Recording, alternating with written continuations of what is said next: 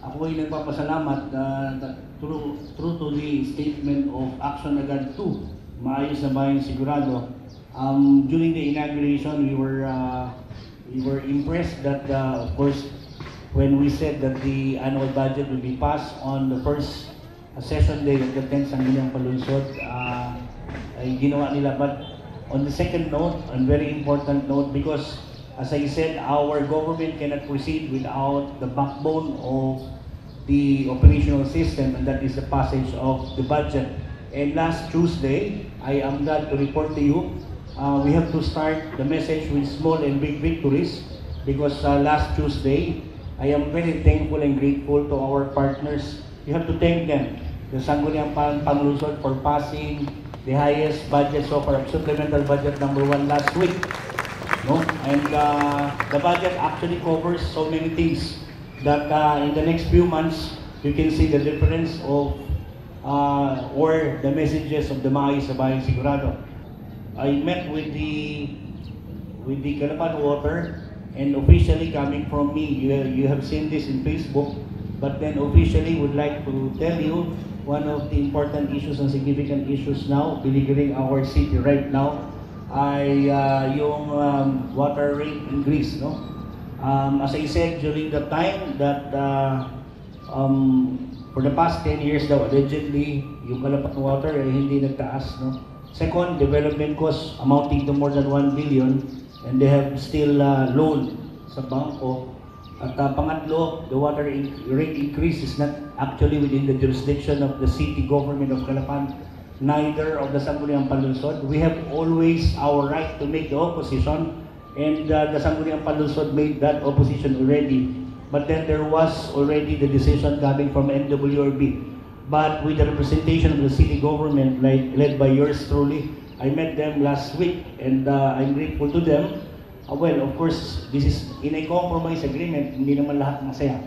But then instead of the 100% increase by this water bill for the month of July, will definitely be decreased by 40%. No? So 40% po mababawas sa ating increase ng bill. Again, thank you Sangguniang Panlunsod, because one of the policy statements of the city government of Calapan, especially the city of Calapan, is our position on the major environmental issue that's actually floating in the province of Oriental Mindoro. And then, led by the Vice Mayor, the Sangguniang Panlunsod also passed the resolution objecting and interposing opposition on any kind of sand dredging or mining dito po sa lungsod ng Calapan. Salamat Sangguniang Panlunsod.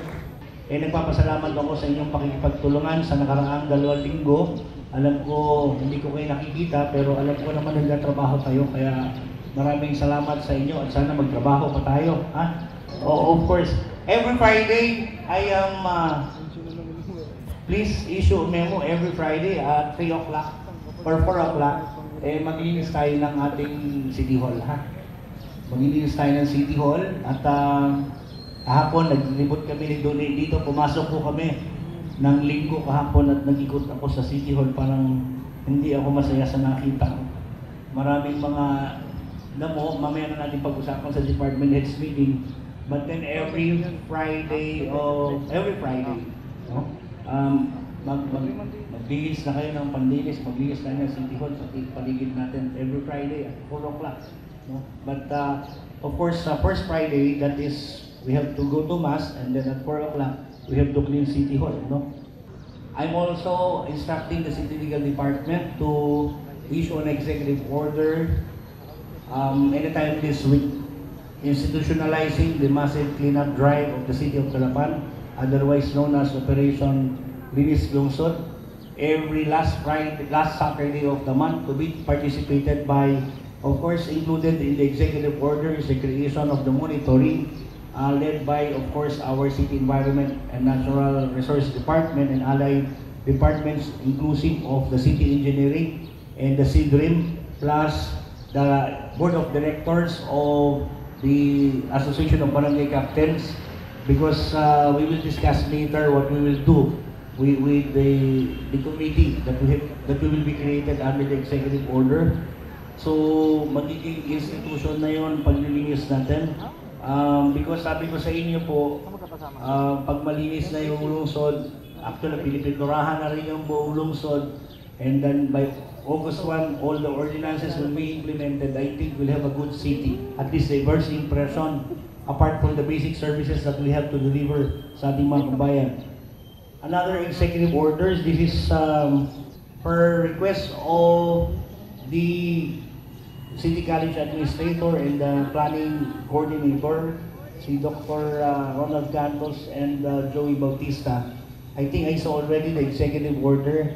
Please prepare the final draft so that I will be signing also this week the creation of the team to study the master plan as well as making at least a reality of the City College campus to be launched by next year. So, pakigawa na rin.